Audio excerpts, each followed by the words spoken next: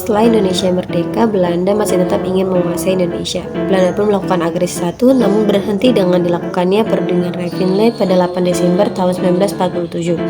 Namun Belanda tidak menaati kesepakatan. Agresi militer Belanda II dilakukan mulai 19 Desember tahun 1948 dengan sasar utama Yogyakarta yang kala itu menjadi ibu kota sementara RI. Para petinggi pemerintah Republik Indonesia termasuk Presiden Soekarno, Wakil Presiden Muhammad Hatta, dan sejumlah menteri ditawan oleh Belanda, bahkan diasingkan keluar Jawa. Indonesia ternyata belum habis kendali pemerintahan untuk sementara dialihkan kepada Pemerintahan Darurat Republik Indonesia PDRI yang berkedudukan di Bukit Tinggi, Sumatera Barat.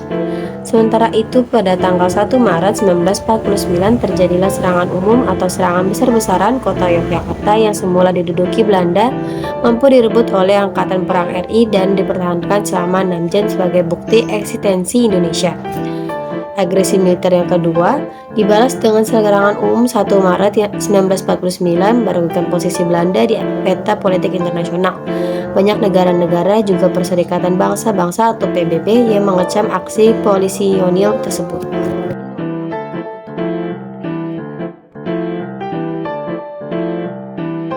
Setelah melalui berbagai perundingan informal, akhirnya pada tanggal 14 April tahun 1949, Indonesia dan Belanda melakukan perundingan di Hotel Des Indes atau yang sekarang bernama Hotel Duta Melin di Jakarta.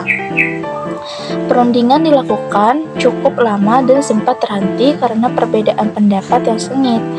Perundingan yang berjalan lambat membuat Muhammad Hatta akhirnya datang ke Jakarta pada tanggal 24 April tahun 1949. Pihak RI kemudian menempuh jalan lain, yaitu dengan mengadakan perundingan informal secara langsung dengan Belanda yang disaksikan oleh Merle Chaustrand. Tanggal 25 April 1949 juga diadakan pertemuan informal antara Muhammad Hatta dengan Ketua Delegasi Belanda Dr. Van Rooyen. Hasil pertemuan tersebut tidak diumumkan, namun Muhammad Hatta menyampaikan pertemuan tersebut bertujuan untuk memberikan penjelasan kepada delegasi Belanda. Singkat cerita, akhirnya kedua belah pihak menyetujui pernyataan dari masing-masing pihak, dalam hal ini Indonesia dan Belanda.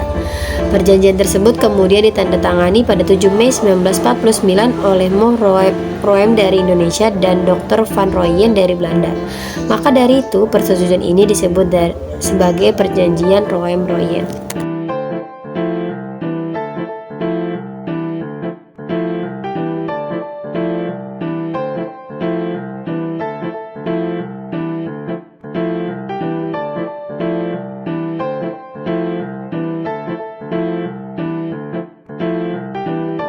Berikut di sini ada dampak dari perjanjian Roem-Royen.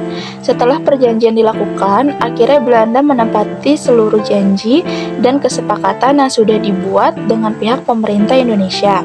Dampaknya, pemerintah Republik Indonesia dikembalikan lagi ke Yogyakarta. Pengembalian itu pun dilakukan pada tanggal 24 Juni tahun 1949. Seluruh pasukan Belanda pun akhirnya ditarik dari Yogyakarta pada tanggal 1 Juni 1949. Selanjutnya, tanggal 6 Juli, Presiden Soekarno dan wakilnya yaitu Muhammad Hatta dibebaskan dan dikembalikan ke Yogyakarta.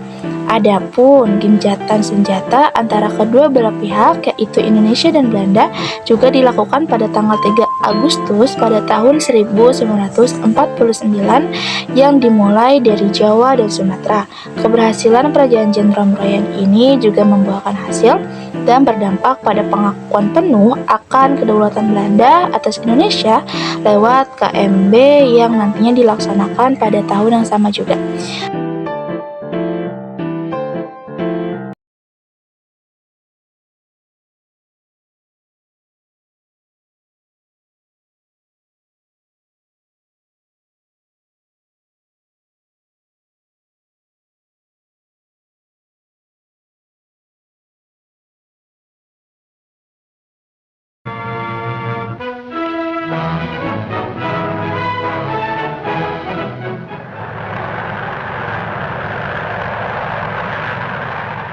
Welkom geheten door talrijke autoriteiten en belangstellenden arriveerde op het vliegveld te Batavia de voorzitter van de Nederlandse delegatie bij de voorbesprekingen met de Republiek, Dr. J.H. van Rooyen.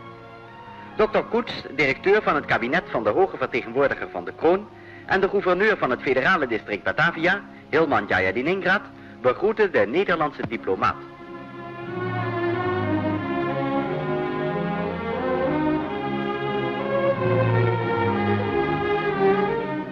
In Hotel des Indes hadden inmiddels reeds de eerste besprekingen plaats. De heren Mohammed Roem, Ali Sastro Amijoyo en professor Supomo van de Republikeinse delegatie werden ontvangen door de leden van de Commissie voor Indonesië. Meester Blom, meester Giebe en dokter Koets, gevolgd door de andere leden der Nederlandse delegatie, betreden vervolgens de danszaal van het hotel, die voor deze gelegenheid is ingericht als conferentiezaal. Ook dokter Van Rooyen wordt welkom geheten, waarna de delegatieleden zich rond de vergadertafel scharen.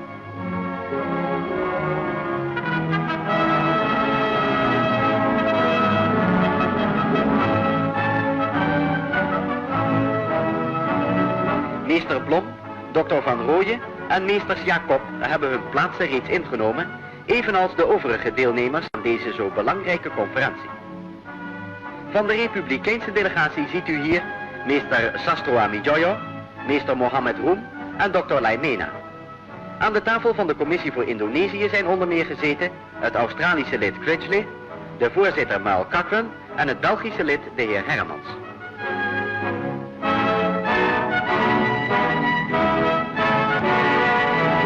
Mogen deze besprekingen leiden tot vruchtbare resultaten, waardoor de ronde tafelconferentie in Den Haag spoedig kan beginnen.